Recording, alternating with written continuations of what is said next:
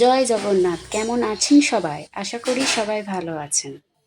পুরী নামটা শুনলেই কেন জানি না মনের মধ্যে মনে হয় যেন নিজের বাড়ি, নিজের ক্ষেত্র, শ্রীধামপুর। বলে না, বাচ্চা থেকে বুড়ো বা বুড়ি আমরা সবাই পুরীকে ভালোবাসি। আর সনাতন ধর্মে আমরা কিন্তু জীবনে একবার হলেও অন্তত পুরীর মন্দির দর্শন করতে চাই। আর ৪ ধামের মধ্যে ভারতবর্ষের একটি অন্যতম ধাম হলো পুরী।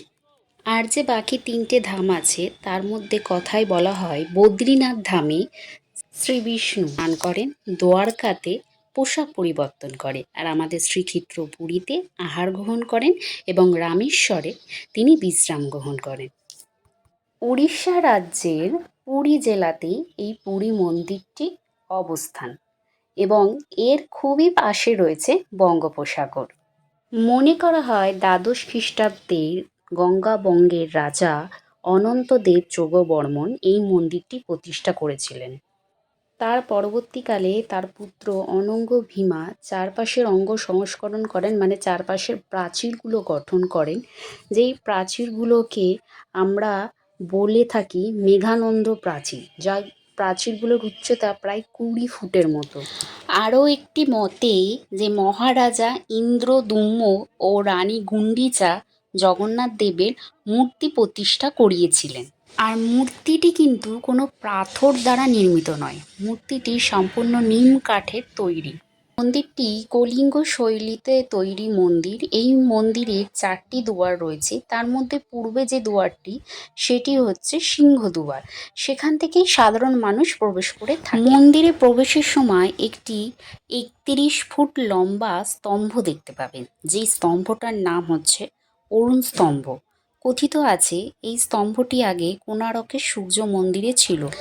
মারাঠারা যখন কোণারক আক্রমণ করেন, কোণারকে তো সূর্য মন্দির পূজিত হয় না, তখন ওই সূর্য মূর্তিটিকে এই মন্দির চত্বরের মধ্যে স্থাপন করা হয় এবং সেই সময় এই অশোক স্তম্ভটিকেও এনে এই পুরীর মন্দিরের সিংহদুয়ারের সামনে স্থাপন করা হয়েছিল। বলা হয় এই সিংহদুয়ারের দুপাশে দুটো সিংহ রয়েছে এবং জয় ও বিজয় নাকি এখানে প্রহরী হিসেবে নিযুক্ত। বলা হয়ে থাকে ৩১ ফুট উঁচু যে অরুণ স্তম্ভটি সিংহদুয়ারের বাইরে রয়েছে এবং গর্ভগৃহে অবস্থিত বেদির ওপরে জগন্নাথ দেবের মূর্তিটির উচ্চতা দুটো সমান সমান, কোনোটা কম বা বেশি নয়।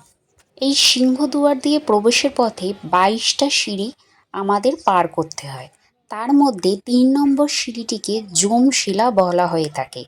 ভগবান জগন্নাথ দেব কলিযুগের মানুষের পাপ মোচনের জন্য এই শিলাটা ভগবান জগন্নাথ দেব আমাদের কলিযুগের মানুষের পাপ মোচনের জন্য ৩ নম্বর সিঁড়িটিতে একটি কালো পাথরের অবস্থান করেছেন, সেটি হলো স্বয়ং যমরাজ। কথিত আছে যখন আপনি জগন্নাথ দেব দর্শন করতে যাবেন, যদি ওই সিঁড়িতে ওই কালো পাথরটিতে পা রেখে ওপরে উঠে গিয়ে জগন্নাথ দেবের দর্শন করেন, তাহলে আপনি শতপুণ্য অর্জন করবেন।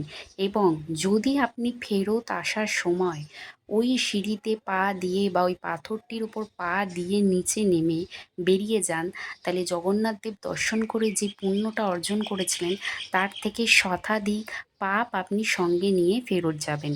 ২২টি সিঁড়ি যে রয়েছে পূর্বদুয়ার দিয়ে প্রবেশ করার সময়, ২২টি সিঁড়িরই আলাদা আলাদা মানে আছে। তার মধ্যে ৩ নম্বর সিঁড়িটির কথা তো বললাম, এবং ৭ নম্বর সিঁড়িটি নাকি প্রেত সিঁড়ি বলা হয়ে থাকে। মানে ৭ নম্বর সিঁড়িতে যদি আপনি অন্নপ্রসাদ রেখে দেন, অতৃপ্ত আত্মা যারা শান্তি পায় না তারা নাকি ওই ৭ নম্বর সিঁড়ির প্রসাদ খেয়ে মোক্ষ লাভ করেন। মন্দিরের পশ্চিম দিকের যে দরজাটি সেটির নাম হচ্ছে ব্যাঘ্র দুয়ার, কারণ সেই দুয়ারের বাইরে দুটো বাঘের মূর্তি করা রয়েছে। আর মন্দিরের উত্তর দিকের যে দরজা সেটি হচ্ছে হস্তি দুয়ার, সেইখানেও দুটো হাতির মূর্তি করা আছে। আর মন্দিরের দক্ষিণ দিকের দরজাটি হচ্ছে অশ্ব দুয়ার, কারণ ওই দরজার বাইরে দুটো অশ্ব অর্থাৎ ঘোড়ার মূর্তি রয়েছে। জগন্নাথ দেবের মন্দির দর্শনের করার পর বাইরে দেখবেন অনেক ছোটোখাটো মন্দির আছে। তার মধ্যে দেখবেন একটি হচ্ছে বিমলা দেবীর মন্দির, সেটিও সতীপীঠের অন্যতম একটি পীঠ বলা হয়ে থাকে। তাছাড়াও আছে সাক্ষী গোপাল মন্দির, নীলমাধব মন্দির, সূর্য মন্দির, শনি মন্দির, বজরংবলীর মন্দির, তারপরেও রয়েছে গণেশ মন্দির। আপনারা অনেক ছোটোখাটো মন্দির আছে, ঘুরে ঘুরে দর্শন করতে পারেন। খুবই ভালো লাগে দেখতে, এবং আপনি বুঝতেই পারবেন না কখন আপনার সময় কেটে যাচ্ছে। আর মন্দিরের বাইরে থেকে যে দেখবেন এতটা জায়গা মনে হবে, ভিতরে গিয়ে আপনি বুঝতেই পারবেন না যে এতগুলো মন্দির ওই ভিতরে অবস্থান করছে। শুধু জগন্নাথ দেবের মন্দির নয়, এছাড়াও যেটা মেন দেখার বিষয় সেটা হচ্ছে জগন্নাথ দেবের রন্ধনশালা। আমরা জানি জগন্নাথ দেবের রন্ধনশালায় অনেক অলৌকিক জিনিস ঘটে। তার মধ্যে বলা হয়ে থাকে প্রভুর যে ভোগ রান্না হয়ে থাকে, সাতখানা হাঁড়ি পরপর বসানো থাকলেও আগুনের ওপর যেই হাঁড়িটি থাকে সেইটি সবার শেষে রান্না হয়ে থাকে, এবং সবার ওপরে যেই হাঁড়িটিতে থাকে সেই হাঁড়িটির রান্নাই সবার প্রথমে হয়ে থাকে।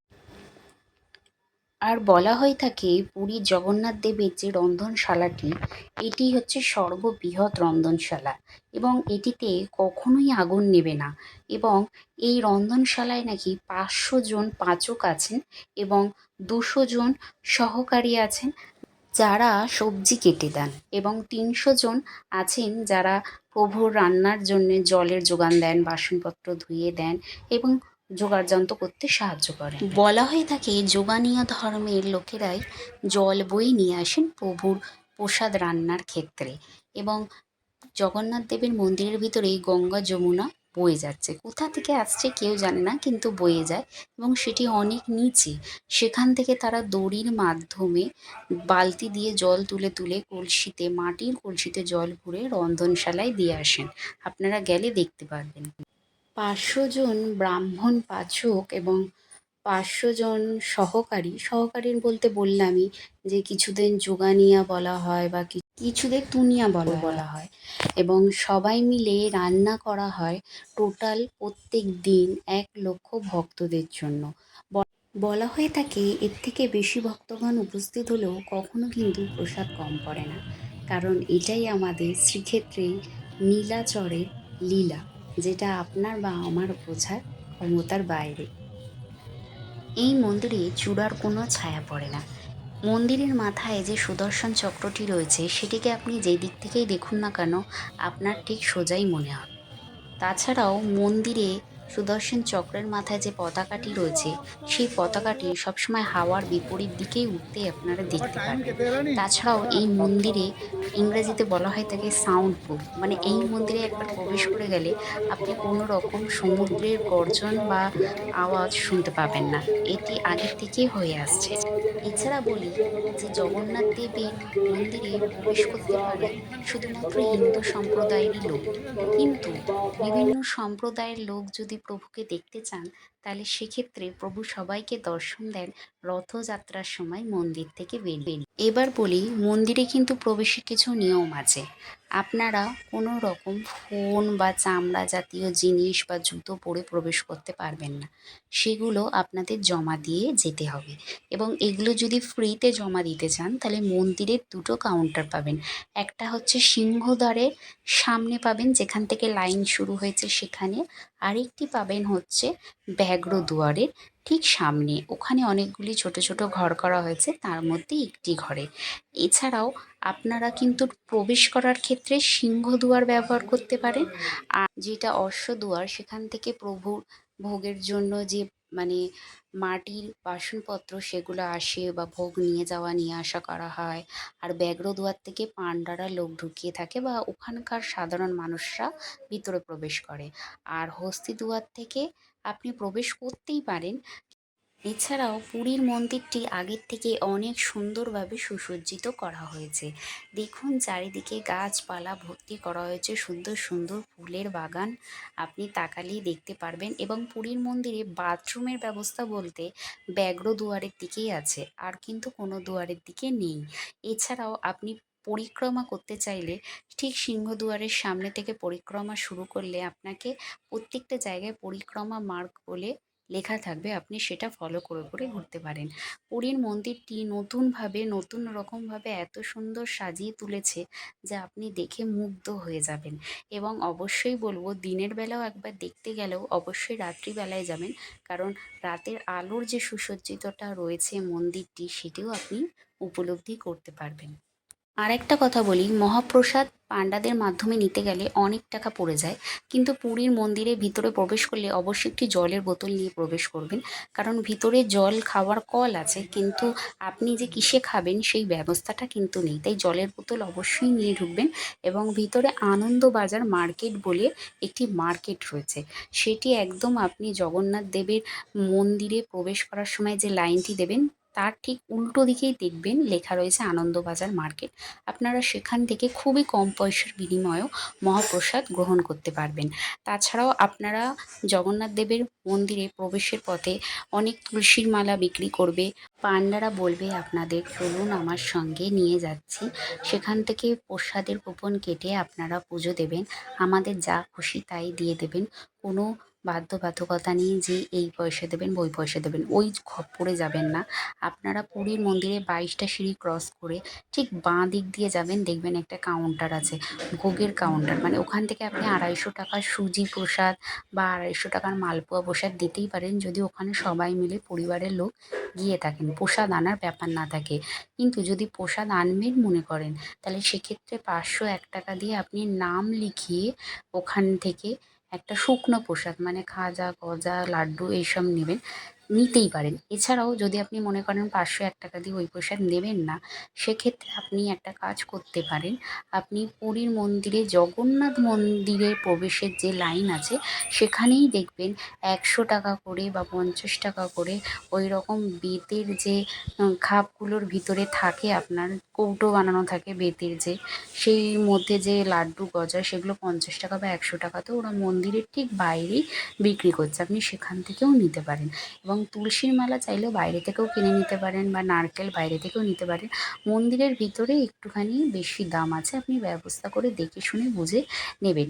এবং আপনি যে 100 টাকা দিয়ে হোক কি 500 টাকা দিয়ে হোক, কাউন্টার থেকে যে হোক বা নিজে কিনে নিলেন খাজা গজা, সেটা পুরীর মন্দিরের ভিতরে ঢুকে অনেক ওখানে পান্ডা পেয়ে যাবেন। তাকে 50 টাকার বিনিময়ে বা 100 টাকার বিনিময়ে দুটো নাম বলে গোত্র বলে আপনি পুজো দিয়ে দিতেই পারেন, কোনো অসুবিধা নেই। এবং বলে রাখি, পুরীর মন্দিরে কিন্তু সমস্ত দিকে আপনার পয়সা, মানে আপনি মন্দির থেকে বেরোবেন, আপনাকে চরণামৃত দেবে, আপনাকে বলবে পয়সা দিতে। আপনি বিমলা মাতার মন্দিরে একটা ঘিয়ের প্রদীপ ধরাবেন, প্রদীপটা 20 টাকা নেবে, আপনার সব থেকে ছোট্ট একটি প্রদীপ, একটু বড় কিনলেই 50 টাকা। এবং প্রদীপ ধরানোর জন্য আপনার থেকে 10 টাকা নিয়ে নেবে। প্রত্যেকটা মন্দিরে যদি যান, গিয়ে প্রণাম করেন, আপনাকে হয়তো আলতা সিঁদুর দিল, কি একটা সুতো বেঁধে দিল, তখনই কিন্তু পয়সা চাইবে। সেই ক্ষেত্রে আপনি এই ব্যাপারগুলো থেকে বাঁচবেন, কারণ এইগুলো আপনাকে সতর্ক থাকতে হবে। এইভাবে কিন্তু পুরীর মন্দিরের ভিতরে অনেক টাকা নেওয়া হয়। আমি বলবো, নিজেরা জিনিস কিনে নিয়ে ভিতরে যান, কি সেখান থেকে 100 টাকারই খাজা গজা লাড্ডু কিনে নিয়ে ভিতরে প্রবেশ করে বা 50 টাকা বা 100 টাকার বিনিময়ে পান্ডাকে দিয়ে জগন্নাথ দেবের ভালো করে দর্শন করুন এবং চলে আসুন। এই পান্ডাদের খপ্পরে পড়তে যাবেন না, অনেক টাকা চলে যায়। এবং আপনারা নিজেরাও যেভাবে দর্শন করবেন, পান্ডারাও কিন্তু আপনাদের ঠিক সেইভাবেই দর্শন করাবে। আপনি ভাবছেন যে পান্ডাদের মাধ্যমে গেলে ঠেলা গুঁতো খেতে হবে না, তা কিন্তু নয়। সময় বুঝে আপনি সকাল 6টা থেকে দুপুর 3টে অবধি ভালোভাবেই মোটামুটি দর্শন করতে পারবেন। কিন্তু তারপরেও মন্দির খোলা থাকে 6টা, 7টা, 8টা, 9টা, কিন্তু সেখানে কিন্তু অনেক দূর থেকে দর্শন করতে হবে। সাধারণ যেভাবে দর্শন করা হয় সেই দর্শনটা কিন্তু আপনি করতে পারবেন না। তাই সময় মতো যাবেন। এবং সকাল 6টা থেকে 7টা অবধি মন্দির খোলার পরেও কিন্তু ঘন্টাখানেক বন্ধ করা থাকে, যে ভোগের বা প্রভু স্নান করা বা ভোগের প্রসাদের জন্য। একটু টাইম অ্যাডজাস্ট করে যাবেন, তাহলে সব কিছু ভালোভাবে দেখতে পারবেন। অশ্বদুয়ারের পাশেও একটা বজরংবলীর মূর্তি আছে মন্দিরে, সেখানে আপনি ঘিয়ের প্রদীপ ধরাতেই পারেন। চারিদিকে বিভিন্ন রকম মন্দির রয়েছে এবং বিভিন্ন প্রসাদ কেনার জায়গা, সিঁদুর, বিভিন্ন রকম সিঁদুর কিনতে পারবেন। মন্দিরের চারপাশে ঘিরে বহু লোক, বহু মানুষ আপনার বিভিন্ন রকম দোকান দিয়ে রেখেছে। কোনো রকম অসুবিধা নেই। ভিতরে প্রবেশ করে কাউন্টার থেকেও প্রসাদ কিনতে পারেন, এমনিও প্রসাদ কিনতে পারেন, কোনো সমস্যা নেই। কিন্তু আমি বলবো, পান্ডাদের থেকে অতি অবশ্যই বাঁচুন। পান্ডাদের খপ্পরে পড়লে আপনাদের প্রচুর টাকা বেরিয়ে যাবে। পুরীর মন্দিরে এখন পোশাক বিধি নিয়েও নতুন নিয়ম করা হয়েছে। কোনোভাবেই হাফ প্যান্ট বা হাতা কাটা জামা এইসব পরে মন্দিরের ভিতরে প্রবেশ করবেন না, বা করাও উচিত না। আপনারা একটা মার্জিত পোশাক পরে অবশ্যই পুরীর মন্দিরে ঘুরবেন। বিচে পরিধান করার মতো পোশাক পরে কখনোই মন্দিরে প্রবেশ করবেন না। এটা ওখান থেকেও নিয়ম করে দেওয়া হয়েছে। এটা সবসময় মাথায় রাখবেন, পুরীর মন্দিরে কিন্তু স্বয়ং শ্রীকৃষ্ণের হৃদয় বাস করছে। মানে জগন্নাথ দেবের মূর্তির ভিতরে শ্রীকৃষ্ণর হৃদয় রয়েছে। তো সেক্ষেত্রে পুরীর মন্দিরে প্রবেশ এমনভাবেই করবেন যেখানে ভগবানের সঙ্গে আপনার দর্শন হবে। তো সেই দিকেই মনটা দিয়ে রাখবেন। পোশাক পরিচ্ছন্নগুলো একটু মার্জিত রাখার চেষ্টা করবেন। এই মন্দির চত্বরটি কিন্তু ৪ লক্ষ বর্গফিট জুড়ে রয়েছে।